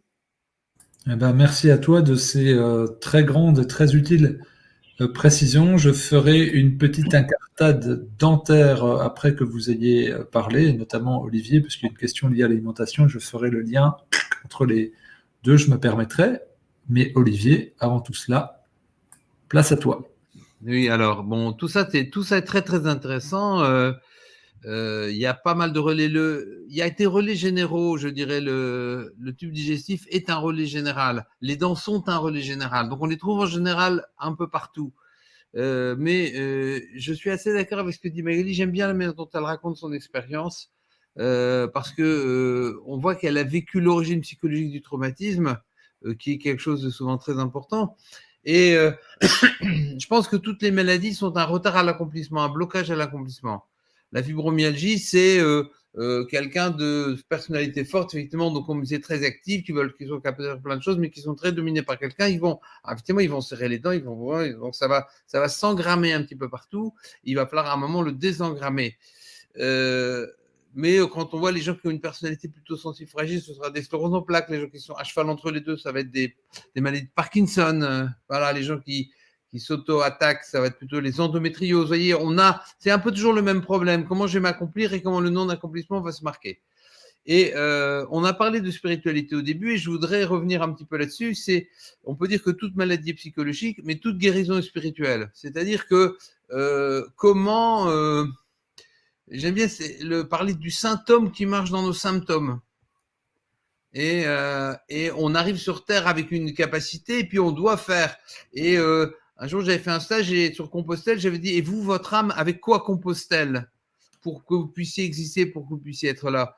Et là, il y a effectivement, dans la fibromyalgie, il y a un truc qui s'est vraiment complètement bloqué, qui a besoin de se débloquer fondamentalement. Et Magali explique bien les techniques de figement, tous ces éléments-là, je suis complètement d'accord avec ça. Mais il faut vraiment essayer de mon expérience, que ce soit pour les fibromyalgies, les Parkinson, sans les endométrioses, des scléroses en plaques, on arrive vraiment à la guérison que si on a touché le noyau psychologique de base, le process qui a fait où votre âme a-t-elle bloqué, où est-ce que votre développement s'est-il coincé et comment votre corps essaie de le faire sortir. Et on voit que dans la fibromyalgie, c'est compliqué parce que les liens primaires ont été difficiles, le lien d'attachement reste toujours quelque chose qui est difficile et quelqu'un qui a une fibromyalgie qui arrive à facilement et aisément rentrer en couple en lien, on peut vraiment dire que là c'est guéri. Il y a aussi beaucoup d'échappements parce que c'est très douloureux et ça c'est aussi quelque chose de compliqué. On a souvent une note paranoïaque, on a aussi une idéalisation dans l'ésotérisme ou dans plein de choses comme ça parce que c'est souvent plus facile de s'échapper ailleurs que de revoir. Mais comment je vais revenir à mon axe, comment je vais revenir à ce que je suis, comment je vais dépasser le fonctionnel, comment je vais dépasser tout ce système d'alerte qu'a très bien décrit André, pour revenir à un alignement qui va m'amener à la solution. Et ça, c'est vraiment la clé fondamentale. Et tous les autres vont s'enchaîner extrêmement logiquement derrière. On va régler l'alimentation, on va régler les dents, on va régler l'inflammation, on va régler l'élimination, on va régler tout ça. Mais s'il reste quelque chose qui ne s'aligne pas, et quand je disais, c'est le lion en cage qui tient les barreaux tout seul. Souvent, toutes les problématiques d'enfance ont disparu, mais on continue à rester dans l'illusion que.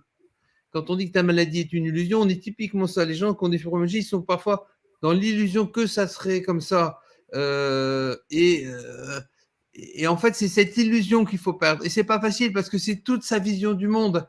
Et on est souvent dans ce qu'on appelle un déni de bonne foi. C'est-à-dire, je suis dans le déni de la réalité. Je vais m'attarder en disant « Ah, c'est les métaux lourds, ah, c'est ceci, ah, c'est cela, etc. » pour pas rentrer dans le ressenti profond qui va être extrêmement douloureux.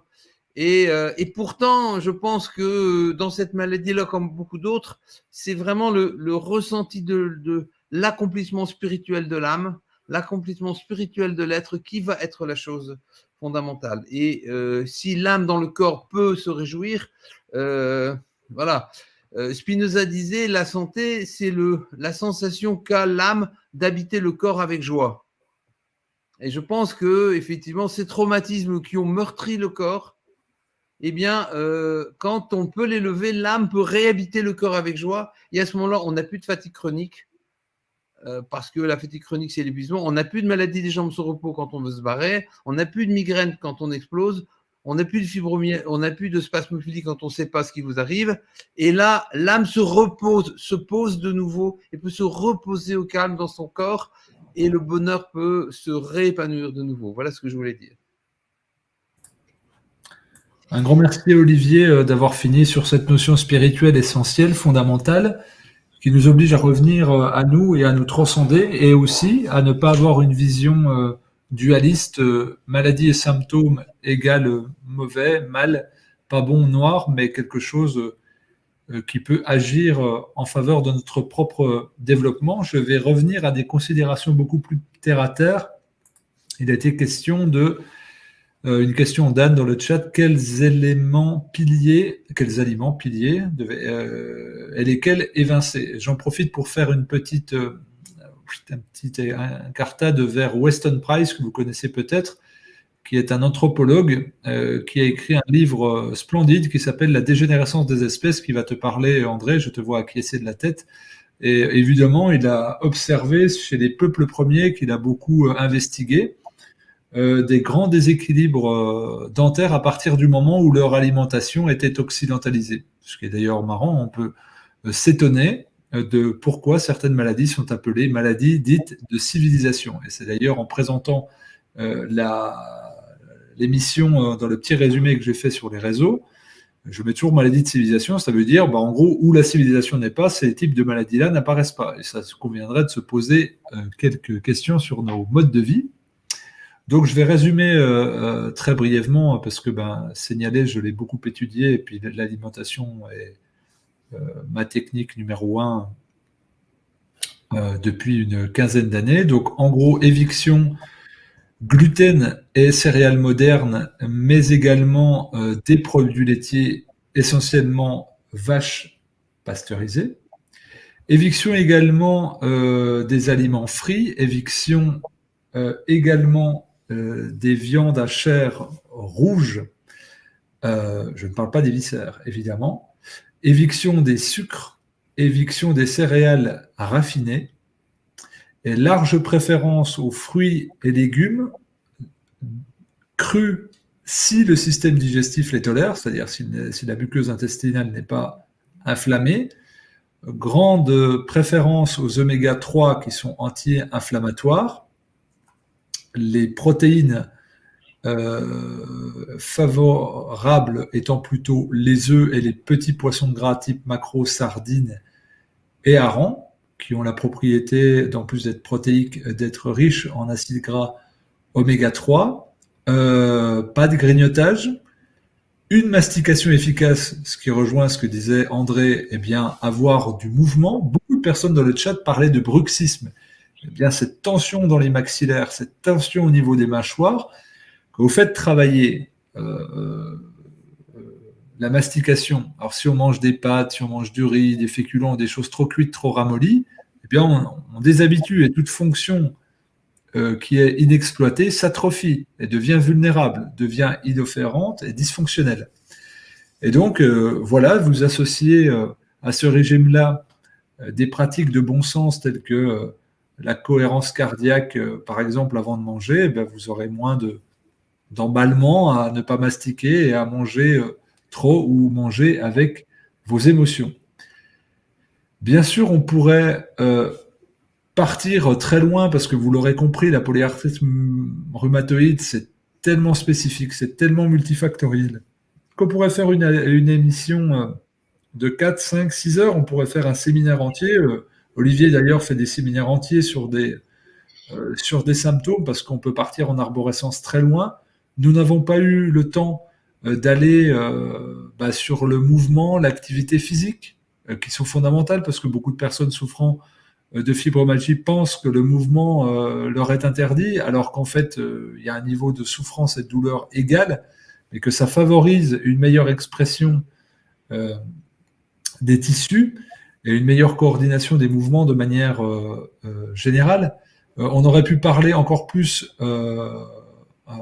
en détail des traumas tels que les avait abordés Magali. Bref, on a évidemment essayé d'être dans une synthèse. Ce sont 4,5 que je compte pour un demi, points de vue qui sont présentés aujourd'hui. On espère surtout que ça vous aide à partir, vous, de manière opportuniste, avec ce qui vous parle tout de suite là sur le moment et dans votre contexte d'existence à vous, que ça soit sur l'aspect physiologique, biologique, mental, psychologique, du mouvement structurel ou plus spirituel. En tout cas, des portes ont été ouvertes ce soir. Je vous remercie d'avoir été, plus l'émission avançait, plus vous étiez nombreux. Vous êtes encore 800 à être connectés. Il y aura d'autres émissions sur l'hypertension artérielle, sur la monétisation du soin, sur l'obésité, sur les compulsions alimentaires, sur, on va dire, la différence entre rémission et guérison. Bref, restez connectés et abonnez-vous. Soutenez-nous également en mettant un petit like et un petit commentaire pour le référencement, ça fait pas de mal. Et avant de vous laisser un dernier mot, j'aimerais laisser quelques secondes à chacun de nos invités du soir le soin de laisser ce qu'ils veulent en votre direction ou en direction plus large pour que soient propulsées des choses positives autour de nous. Magali, je te laisse initier le mouvement. Oui, moi, ce que j'ai envie de dire pour conclure, c'est que l'accompagnement d'une personne atteinte de fibromyalgie, c'est important de dire c'est important de ne pas dire je suis fibromyalgique, mais je suis atteinte de fibromyalgie pour pas développer une identité par rapport à cette maladie. Ça m'a aidé à en guérir. C'est une approche multidisciplinaire en fait que on n'attaque pas ce syndrome ou cette maladie avec un seul angle. On attaque cette maladie avec différents angles, en fait. Vraiment, c'est important d'avoir des approches diverses et variées. Et je pense que ce soir, on a pu aborder différentes approches. L'activité physique est importante, on n'a pas trop parlé. Donc, l'approche multidisciplinaire et pour un parcours de soins qui doit être adapté à la personne et à ses envies, en fait. La personne doit se faire confiance et suivre ce que son intuition lui dit de faire. On n'a pas tous le même parcours, on ne va pas tous se soigner avec les mêmes outils. Donc, c'est important de se faire confiance et d'aller vers ce qui nous inspire, vers des personnes qui nous inspirent, en lesquelles on a confiance, en fait. Donc, ça, c'est important. Et puis, ce que je voulais dire, c'est que pour moi, la fibromyalgie, je n'ai pas souffert très longtemps, mais ça a vraiment été une source d'enrichissement incroyable. C'est-à-dire qu'aujourd'hui, je suis vraiment reconnaissante, extrêmement reconnaissante d'avoir vécu ça, parce que je ne serais vraiment pas la même personne si j'avais pas vécu ce moment, certes éprouvant, mais en même temps qui m'a conduit à un épanouissement qui fait qu'aujourd'hui, j'ai changé de parcours, j'ai découvert des tas de choses, je me suis ouvert à d'autres formes de soins, j'ai découvert des personnes vraiment extraordinaires. Donc, pour moi, vraiment, ça peut paraître difficile pour les personnes qui sont dedans et qui souffrent énormément, mais je suis vraiment heureuse d'avoir vécu ça parce que c'est vraiment un parcours de découverte, c'est un parcours initiatique un peu, on va dire, qui nous permet de grandir, voilà. Et aussi la douleur, c'est pain en anglais, et la pain, c'est pay attention inside now. Ça veut dire faites attention à ce qui se passe à l'intérieur maintenant. Ça, c'est ce qu'on pourrait dire de la douleur, c'est qu'elle nous incite à regarder ce qui se passe aussi à l'intérieur de nous maintenant. Donc, ne désespérez pas, on peut guérir de la fibromyalgie. Ce n'est pas une fatalité et il y a des prises en charge qui existent. Donc, ne restez surtout pas seul. Faites-vous accompagner, aider et gardez l'espoir. Voilà. Merci à toi, Magali. Christiane, je te laisse enchaîner. Oui, moi, il me semble, pour lier avec Magali, c'est tellement important de faire confiance, de réapprendre à faire confiance ou d'apprendre à faire confiance à nos ressentis et que le patient ou quelqu'un qui va consulter, quelqu'un qui est censé être expert, médecin ou pas, le job du patient, c'est vraiment de se positionner, d'apprendre à se positionner par rapport à ce que lui dit l'autre qu'il a en face et d'apprendre du coup vraiment à ressentir et à se donner le droit d'avoir juste. Oui, faites-le, faites l'expérience parce que vous allez en sortir grandi. Alors évidemment, ça demande du courage. Au début, on s'étaye sur des gens qui y croient et qui vous encouragent. Et après, c'est de l'entraînement et après, on ne se laisse plus faire n'importe quoi. Voilà. Merci. Merci, Christiane. Olivier? Oui, et je pense que il faut vraiment dire aux gens qui ont des fibromyalgies que tout peut se régler. Il faut vraiment voir la maladie comme faisant intimement partie de la bonne santé, comme étant un moyen d'accomplissement. Et je suis tout à fait d'accord avec ce qu'a dit Magali. Il y a avec ce que vous dites tous, il y a les avertisseurs, il y a les éléments, et il y a le fond, ce corps qui se bat pour s'accomplir, ce corps qui hurle, qui crie, et qu'Alice Brand disait par la douleur se brise la coquille de votre entendement. Et il y a vraiment quelque chose comme ça. Il y a un moment, bon, j'ai pu croire que j'allais m'adapter, que j'allais m'écraser, que ça va pouvoir m'en sortir, mais mon corps hurle de son désaccord, mon corps hurle son non-accomplissement, mon corps hurle son envie d'exister véritablement, et c'est un peu le Shema Israël des prières, c'est écoute qui tu es, et quand tu auras écouté qui tu es et quand tu l'auras mis en acte, eh bien ça va disparaître. Il faut savoir que pour énormément de maladies, la fibromyalgie est très caractéristique parce que les fibromyalgiques peuvent guérir, sortir de la douleur assez rapidement. Eh bien, c'est très, très caractéristique. Mais avec la caractéristique aussi de la fibromyalgie, c'est qu'entre la sortie de la douleur et l'accomplissement complet, il y a souvent un grand temps. Plein de gens disent « Ah, j'ai plus de fibromyalgie, je suis sorti », mais ils regardent le psychisme. Donc, c'est très important de bien comprendre. On guérit le corps et on va guérir l'âme et l'esprit après. Mais c'est un chemin absolument passionnant que ça. Et qu'on essaie d'accompagner tous autant que nous sommes ici. Et je voudrais remercier Fabien et Florence qui est toujours très discrète derrière, mais sans qui rien ne serait possible, et que Fabien, tu pourrais faire monter une seconde à la fin. Et je sais qu'elle va râler, mais c'est comme ça. Mais elle mérite bien d'apparaître pour ce qu'elle fait pour nous. Et voilà ce que je voulais vous dire. Donc, accomplissons-nous et on va être en très bonne santé. Merci Olivier. André? Je suis tout à fait d'accord avec tous les intervenants dans tout ce qu'ils ont dit. Et effectivement, en ce qui concerne l'approche que j'ai proposée, c'est-à-dire une approche essentiellement dentaire, c'est-à-dire remettre en fait les dents dans leur axe à raison de quelques microns, puisque quelques microns suffisent pour bloquer tout un corps.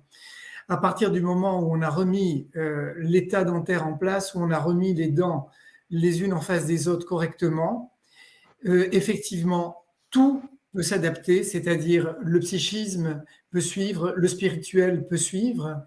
Ça a été d'ailleurs très bien décrit par une de mes patientes qui a écrit un bouquin, une patiente que j'ai guérie, qui a écrit un bouquin qui s'appelle « Adieu fibromyalgie ». C'est une personne qui ne pouvait plus du tout bouger, qui ne pouvait plus rien faire, qui était handicapée, qui avait besoin d'une tierce personne. Et à la suite des soins que je lui ai prodigués, des soins dentaires, parce qu'elle avait des gros problèmes au niveau de ses dents, cette femme s'est mise à écrire, elle a retrouvé une nouvelle vie, elle a retrouvé une nouvelle jeunesse. Et c'est l'espoir que je voudrais transmettre, comme l'a dit aussi notre consoeur Magali, gardez espoir, les fibromyalgiques, vous n'avez simplement que des dysfonctions qui vous handicapent et qui peuvent disparaître du jour au lendemain. Il suffit de faire des tests dont je vous ai parlé, par exemple, le plus simple étant le test de la cale, où on met simplement, où on mord très fort sur les dents pour tester son bras ou sa jambe ou je ne sais quoi. Et puis, deuxièmement, sachez simplement que si l'origine de votre problème est dentaire, le problème d'origine dentaire disparaît à la nanoseconde, comme l'a très bien décrit tout à l'heure Fabien. Donc, si ça disparaît de suite, il y a un test qui est très simple pour ceux qui n'ont plus de dents, qui ont un appareil dentaire. Imaginons, une personne a un appareil dentaire. Elle ne peut plus se baisser. Eh bien, simplement, posez votre appareil dentaire, essayez de vous baisser. Si vous arrivez à vous baisser correctement, ça veut dire que c'est l'appareil dentaire qui est en cause. Donc, même si le dentiste vous dit « oui, j'ai fait un appareil dentaire qui est super », vous lui dites « non, je suis désolé, mais je ne peux plus m'abaisser ». Donc, il faut absolument écouter son corps, et c'est à partir du moment où vous écoutez votre corps, où vous rentrez bien dans la connaissance de votre corps, dans la connaissance de « connais-toi toi-même », que vous pourrez avoir une guérison et physique et spirituelle. Merci. Merci à toi, André, pour ces mots de conclusion. Je me permets, sur la demande d'Olivier, d'y satisfaire avec grande joie en accueillant Florence. Florence, voilà. Je te mets en grand à l'écran. Attention, tu es prête à faire coucou. 1, 2, 3. Voilà. Bonsoir à tous, merci. Merci vraiment à tous pour vos interventions. C'est vrai qu'on pourrait faire 3 jours entiers sur ce sujet et bien d'autres. Et merci à Fabien pour aussi ta confiance de me permettre de participer. Voilà, merci. Eh ben, c'est avec grande joie que nous mettons ces émissions en place. C'est beaucoup évidemment de travail et je remercie nos invités qui ont répondu présents. On essaye avec Florence d'harmoniser les échanges en sélectionnant généreusement et de manière globale avec des approches différentes pour que vous, dans le chat et vous qui nous regardez en replay, eh ben, vous puissiez bénéficier des meilleurs apports possibles. Je pense que c'était le cas ce soir encore parce que il y avait vraiment une grande pluralité, beaucoup de bienveillance comme à chaque fois. C'est ce qui ressort beaucoup des commentaires que l'on reçoit, Florence et moi. Ça tient évidemment à la qualité des intervenants. Je vous donne rendez-vous et nous vous donnons rendez-vous pour une prochaine émission de Parlons Santé très rapidement. Florence, tu as une meilleure mémoire que moi. La prochaine thématique, j'espère que je ne te prends pas au piège. C'est l'hypertension artérielle le 12 avril. L'hypertension artérielle, voilà, avec des intervenants qui sont déjà passés dans notre émission. Je voudrais dire un petit mot pour féliciter Fabien, et je suis toujours plein d'admiration pour son animation, la subtilité, l'intelligence avec laquelle il mène ça, et je pense que c'est la deuxième fois que je participe, et bravo, franchement, je pense qu'il faut l'applaudir parce que il a vraiment l'art de mettre en évidence et de faire sortir les qualités de chacun. Je sais merci. que ta modestie naturelle va en souffrir un petit peu, mais je le dis quand même parce que je le pense. Je vais me cacher dans mes cheveux et dans ma barbe. C'est assez simple quand il y a des gens bienveillants, c'est toujours pareil d'orchestrer de bons musiciens. J'en profite pour souhaiter un bon courage à toutes les personnes qui l'ont dans le chat et qui sont beaucoup soutenues les unes les autres en se donnant des mots d'encouragement, des mots bienveillants, des adresses, des contacts. C'était hyper appréciable d'observer vos commentaires à notre égard, puis surtout les uns entre les autres. C'est ça qu'on veut créer. Le mouvement de réinfo, les mouvements de réinfo, c'est de créer du lien, de mettre les uns les uns avec les autres, de prendre sa place pour soi, pour les autres. Évidemment, il m'est difficile, et je sais que Florence se joindra à moi, Olivier encore plus. Je ne parlerai pas au nom des autres, mais nous avons évidemment une énorme pensée pour les soignants suspendus, pour toutes ces personnes passionnées, dévouées, qui ne peuvent plus pratiquer légalement, mais qui ont au fond d'eux une âme de soignant et qui continuent de pratiquer parce qu'on ne peut pas s'arrêter d'aimer ou d'être un humain. Merci à vous tous pour votre attention, pour votre fidélité. Et on vous dit à très vite, 12 avril, hypertension artérielle, et à très vite sur les canaux de Réinfo Santé. À très vite.